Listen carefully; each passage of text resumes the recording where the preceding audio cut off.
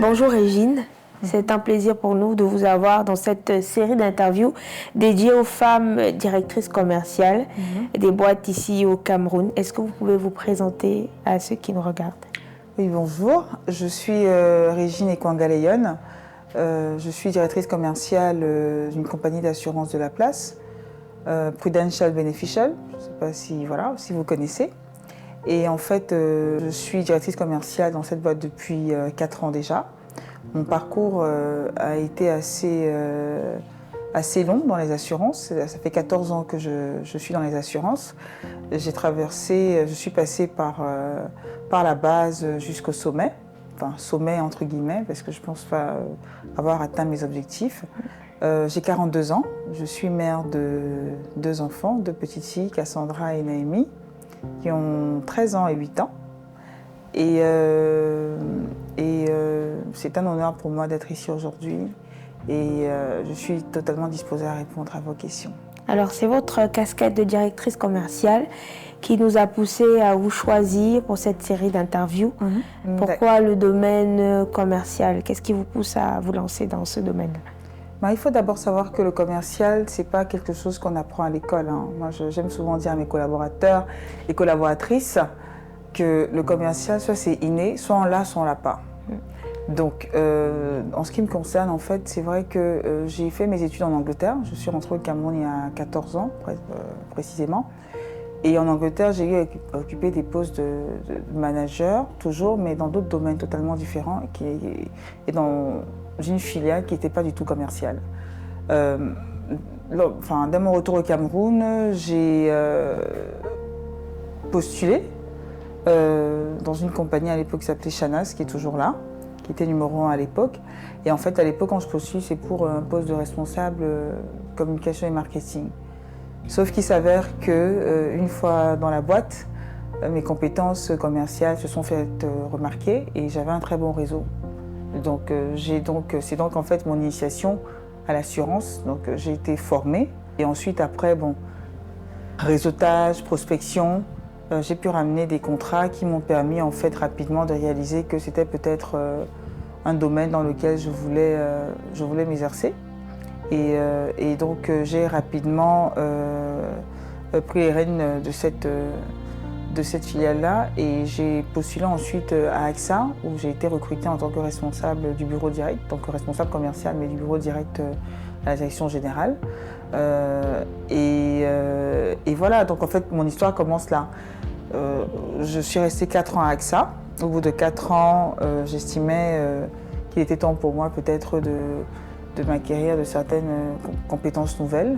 Donc, raison pour laquelle je suis partie d'AXA, j'ai démissionné, pour ensuite me rendre à Allianz en tant que directrice d'une agence en fait SCAR Allianz, qui était à l'époque en fait l'idée c'était de pouvoir promouvoir en fait cette agence-là en Afrique de l'Ouest, en Afrique centrale, donc ce qui m'emmenait à beaucoup voyager et voilà, et bien sûr à mettre également en place une équipe commerciale.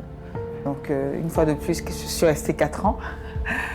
Ça fait 4 ans que je suis à Prudential, donc vous comprenez que je suis plutôt très à l'aise dans ce domaine-là et je pense vraiment que c'est un métier passionnant, que ce soit le commercial ou alors surtout dans le domaine de l'assurance dans lequel je suis en ce moment.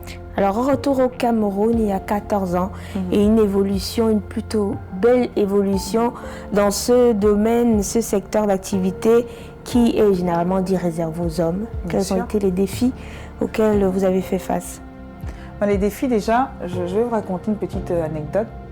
Lorsque je suis recrutée à AXA, je me souviens, je n'oublierai jamais mon premier entretien avec le directeur général, je ne citerai pas le nom. Et en fait, une des choses qu'il m'avait dites à l'époque, c'est écoutez, nous cherchions initialement un homme de 40 ans, avec au moins 5 à 10 ans d'expérience dans les assurances.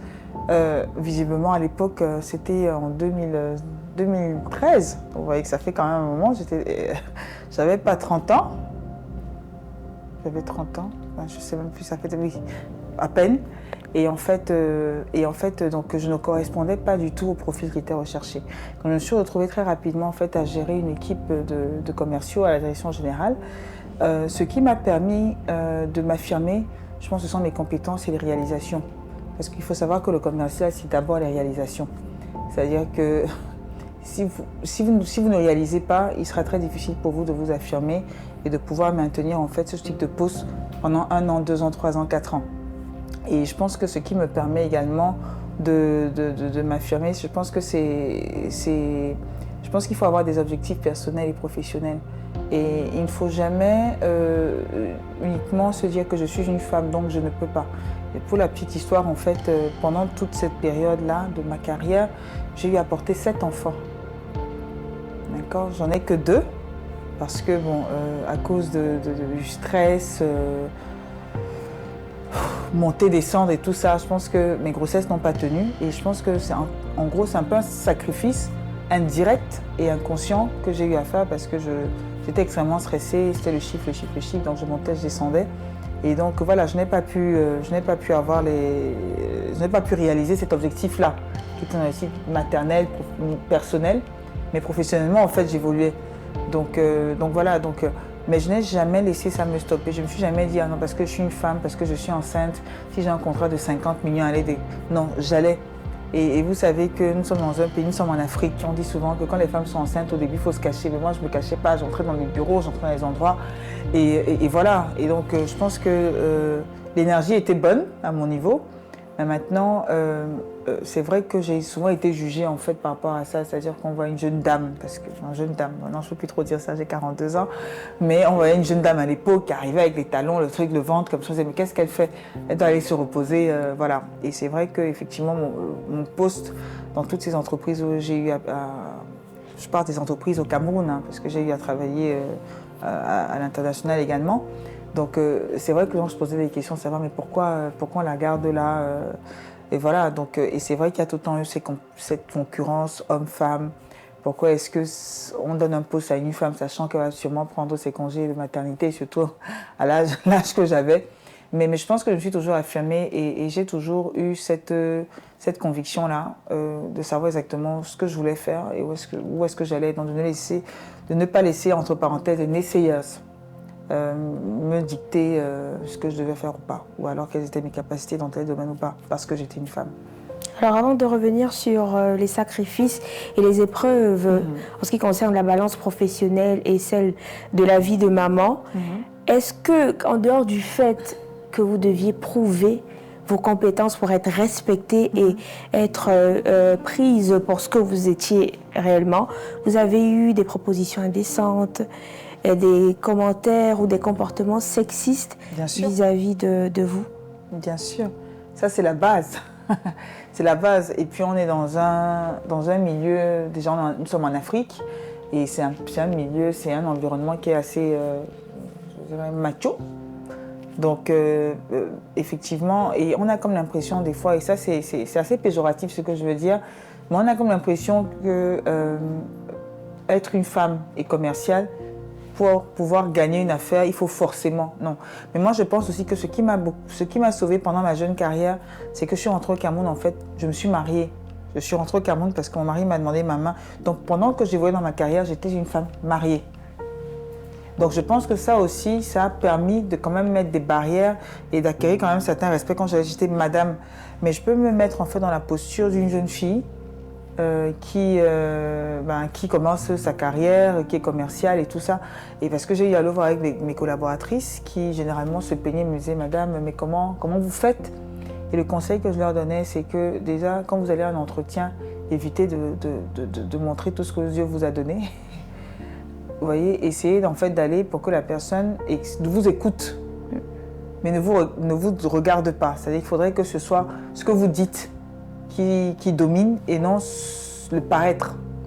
Le paraître, c'est bien, c'est-à-dire qu'effectivement, si vous êtes propre, le paraître, c'est pas forcément trop se maquiller, c'est pas le paraître, c'est est-ce que j'ai les chaussures propres, est-ce que mes ongles sont propres, est-ce que la veste que je porte de col n'est pas, voilà, c'est autant de choses. Et c'est vrai que moi, en ce qui me concerne, non, je vais pas vous, déjà, on n'a pas besoin d'être commercial pour avoir des propositions qui sont indécentes. Maintenant, je pense que tout dépend en fait, également du contexte. Une jeune fille, une femme, ça n'exclut pas que je recommandais généralement à mes collaboratrices d'aller en binôme. C'est-à-dire que lorsqu'il y avait des rendez-vous, par exemple 17h, 18h, je dis allez avec votre collègue, allez-y à deux. Ça protège toujours. Mais moi, en ce qui me concerne, effectivement, j'en ai eu. Mais je pense que il y a beaucoup de gens avec qui j'ai gardé des relations finalement amicales. Parce qu'ils ont fini par comprendre en fait qu'ils n'allaient absolument rien avoir. Et ils ont fini par me donner les affaires. Mais ce que je voulais également dire, c'est que je disais généralement, un de mes trucs que je disais généralement, c'est si vous donnez une affaire acquise, je dirais indirectement, sans vouloir être vulgaire, indirectement, c'est-à-dire que dans le non-respect des normes, c'est 1 an. Parce que les assurances, c'est 1 an, le contrat. Donc si vous avez acquis une affaire de manière indirecte, c'est 1 an. Or, nous travaillons, c'est dans le temps. Les assurances, c'est dans le temps. C'est-à-dire que c'est de pouvoir maintenir des contrats dans le temps, 1 an, 2 ans, 3 ans, 4 ans, 5 ans, et de garder ces clients-là. Donc je pense que c'est un sujet qui est plus profond que ça, parce que non seulement il y a la possibilité, parce que c'est vrai qu'on a parlé du côté péjoratif, mais il y a également la possibilité que vous allez prospecter et que derrière, on vous retienne dans la boîte et quand peut-être on fasse d'autres propositions qui soient peut-être meilleures que ce que vous aviez, voilà.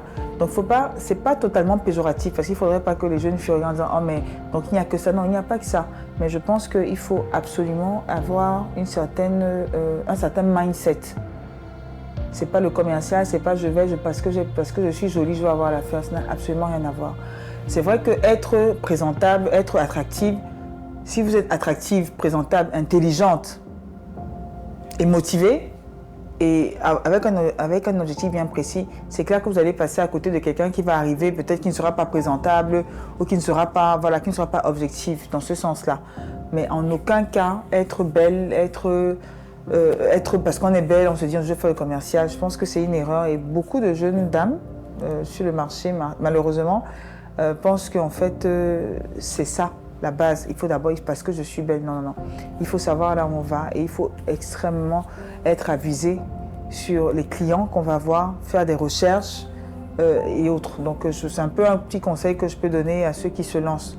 Mais déjà, il faut aimer ce qu'on fait et il faut être ambitieux.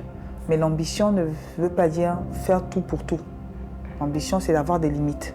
Donc voilà, avoir des limites dans ce qu'on fait. Donc voilà. Alors, être commercial, ce boulot qui finalement est très challengeant, mais aussi passionnant, qui peut également impacter, influencer positivement ou négativement votre vie personnelle, votre vie de famille, vos maternités. Vous l'avez évoqué tout à l'heure, vous nous en dites plus. D'accord. Non mais tout à l'heure, je vous ai expliqué que je suis rentrée au Cameroun. J'ai fait 10 ans, en Angleterre, donc j'étais en Angleterre de l'âge de 17 ans jusqu'à 27 ans. Donc je suis rentrée au Cameroun parce que mon mari m'a demandé ma main, je suis rentrée au Cameroun. Je dois avouer que ça a été des années assez difficiles parce que non seulement on était jeunes, et c'était extrêmement compliqué. Je pense que tout homme va se reconnaître d'avoir autre jeune femme qui vient de rentrer. Elle est en train de manger au restaurant, elle est à un événement, elle est en train de réseauter, même si c'est la femme la plus droite, ça va créer un certain sentiment une perte de confiance. D'insécurité, voilà, sentiment d'insécurité. Merci beaucoup. Et voilà, et donc je pense que dans certains ménages, pas tous, ça peut généralement créer un sentiment d'insécurité qui, à la longue, peut entraîner des disputes, peut entraîner des... Voilà, donc déjà le mariage n'est pas facile. donc ajouter à cela l'insécurité, c'est clair que ça peut avoir un impact après sur le côté professionnel. C'est-à-dire que si la femme, à un moment donné, se dit « Ah, mais si je dis que je voyage, parce que dans mon cas, je voyageais beaucoup, donc si je dois encore voyager, si je dois faire quand je vais rentrer, ça... » Donc voilà, donc ça peut avoir un impact parce que du coup, ça peut démotiver la femme, en fait, à bien faire son travail. C'est-à-dire que pendant qu'elle est en train de prospecter, le téléphone sonne, elle n'est pas concentrée dans ce qu'elle est en train de faire. Donc c'est clair que ça a un impact. Mais je pense que dans mon cas, en fait, j'ai eu à avoir en fait, un époux qui était assez compréhensif assez compréhensif parce que lui-même aussi il avait son business à gérer et c'était pas du tout quelqu'un qui est de jaloux. Donc il comprenait que non, je suis en train. Mais je pense que de manière générale, la confiance est la base dans toute relation. L'impact maintenant au niveau de la famille, certes, oui, je disais tantôt que moi je pense que personnellement, l'un des regrets que j'ai, c'est de n'avoir pas été la maman, proprement dit. C'est-à-dire que j'ai accouché des enfants. Mais je le temps d'être à la maison. Le temps d'être à la maison. C'est que la maman, c'est-à-dire qu'elle est là du matin jusqu'au soir, elle après non. C'est-à-dire que tout le temps, malheureusement pour moi, ou heureusement, je ne sais pas, mais j'ai toujours eu à donner le sein 1 mois, 2 mois, et puis après c'est démerdé. Je sais que ce n'est pas très gentil à dire, hein, mais tout le temps il y avait des challenges au travail, donc je ne pouvais pas rester à la maison 3 mois, et puis voilà, et je ne pouvais certainement pas partir plus tôt. Donc je travaillais jusqu'au dernier jour. Et là, j'allais accoucher, et puis 1 mois, 2 mois. Et même pendant ce break-là, je travaillais. Donc, c'était vraiment pas évident. Mais je pense qu'aujourd'hui, mes enfants, et je n'ai que des filles, ne peuvent pas dire « Oh, maman n'a pas été là pour nous ». Parce que je pense qu'elles n'ont manqué de rien. Et je pense que c'était également ça l'objectif. Mais s'il fallait refaire les choses, je pense que je prendrais mes 3 mois de congé de maternité. Je partirais 1 mois avant. Et ça, c'est maintenant, je pense que c'est la sagesse qui le veut. Quand on est jeune, on a comme l'impression qu'on a le temps et puis voilà. Mais sauf que le temps nous passe à travers les mains. Je vois ma fille aujourd'hui, la première qui a 13 ans, elle a la même taille que moi et je me dis à quel moment est-ce qu'elle a grandi. Vous voyez, et malheureusement pour elle ou pour moi, je n'ai pas encore atteint mes objectifs professionnels. Donc je suis encore dans une phase où je dois pousser. Mais cela ne veut pas dire que le changement que j'ai pu mettre en place désormais dans ma vie familiale, c'est d'être vraiment là le soir, quand je rentre le soir, de ne plus rentrer à 20h, 21h, à 18h, de rentrer et de trouver le temps avec les enfants, de passer du temps avec les filles le week-end, pour justement qu'elles ressentent un peu que maman est là et voilà, maman ne nous abandonne pas. Donc, alors, le sens du sacrifice, à ce moment-là, vous réalisez, à ce moment-là, je me répète, ou plus tard, que voilà, j'ai dû choisir quand même mon travail et puis voilà le résultat aujourd'hui que je regrette peut-être pas. Mais est-ce qu'à ce moment où vous choisissez d'interrompre votre congé de maternité parce qu'il faut retourner être effective au boulot, vous réalisez que c'est un sacrifice que vous faites? À ce moment-là, non. Parce que pendant l'acte, on ne réalise pas. C'est après l'acte qu'on réalise. Pendant que je faisais tout ça, pour vous dire la vérité, je vais vous raconter un peu un petit... je vais parler d'un enfant que j'ai perdu en 2018. Elle s'appelait Ange Gabrielle. Et j'aime souvent évoquer parce que je pense qu'il y a beaucoup de femmes qui sont dans mon cas. Et c'est un sujet, on n'en parle pas. Hein. Beaucoup de femmes n'aiment pas parler des enfants qu'elles ont perdus. C'est comme si c'est un sujet tabou. Moi, je pense qu'il faut en parler. Parce que je pense que la majorité des femmes ont à un moment donné de leur vie connu ça. Mais je pense que pour moi, le sacrifice qui a été vraiment le top, c'est lorsque j'ai perdu cet enfant-là, que j'ai perdu à la naissance. Et je me souviens encore bien lorsqu'on me disait « mais arrête de travailler, là il faut que tu t'arrêtes, arrête de travailler, vraiment rentre à la maison, va t'occuper des 2 autres enfants » et tout ça. Je disais « non mais j'ai un contrat, il faut que je… » Voilà, donc je continue à monter, descendre, ce qui fait que à la fin de la grossesse, j'étais énormément épuisée et je n'ai pas… ressenti les signes que l'enfant allait mal. Parce que j'étais focus dans le travail, donc je ne ressentais pas, voilà. Ce qui fait que le moment venu, au moment d'aller… quand j'ai réalisé qu'il y avait un problème, c'était trop tard. Donc ça par contre, ça c'est quelque chose à un moment donné qui m'a fait… Ça a été vraiment le moment de réalisation. Me dire que, il y a peut-être quelque chose que je n'ai pas fait bien. Mais pendant le truc, je ne le sentais pas. Mais est-ce qu'il y a eu un moment entre tous ces challenges, toutes ces épreuves où vous vous êtes dit « j'arrête, j'ai envie d'arrêter. Dans quoi je suis là, il faut que j'arrête ». Je me suis posé cette question, effectivement, à plusieurs reprises. Parce que lorsque vous commencez à faire vos preuves, il y a cette petite voix en vous qui vous dit « ah, car… Tu enrichis les gens, pourquoi? Monte ta boîte et tu fais ça toi-même. » Voilà. Donc il y a cette voix-là qui n'est pas morte encore dans ma tête, mais qui est là et qui effectivement de temps en temps, lorsque j'ai une frustration, ça veut dire ok, j'arrête tout. Mais je pense que dans la vie, tout est question de timing. Le timing est extrêmement important dans les choix de vie qu'on fait. Je pense que toutes les époques, tout ce que j'ai eu à traverser jusqu'à maintenant, que ce soit les expériences personnelles, professionnelles, les refus, les rejets, c'est ça qui fait de moi qui je suis aujourd'hui. C'est pour ça que je dis souvent à la jeunesse, il ne faut pas essayer de sauter les étapes. Il faut souffrir un peu. Quand je vous dis que je marchais là, je marchais vraiment, j'étais à pied. Je prenais mon taxi. Il n'y en avait pas encore les Yango à l'époque. Je prenais mon taxi et tout ça. Donc, je pense qu'il ne faut pas sauter les étapes. Je pense qu'il faut, pour y arriver, il faut à un moment donné, il faut souffrir. Il faut souffrir pour y arriver. Ce que je vais vous demander comme mot de fin, c'est work-life balance.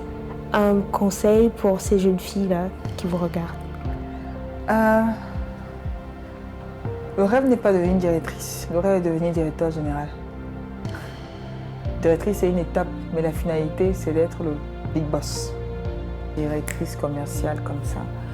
On fait ses preuves, on commence petit à petit, on fait ses preuves, on réalise des choses, on acquiert de nouveaux clients, on les maintient, parce que l'acquisition de nouveaux clients, c'est une chose.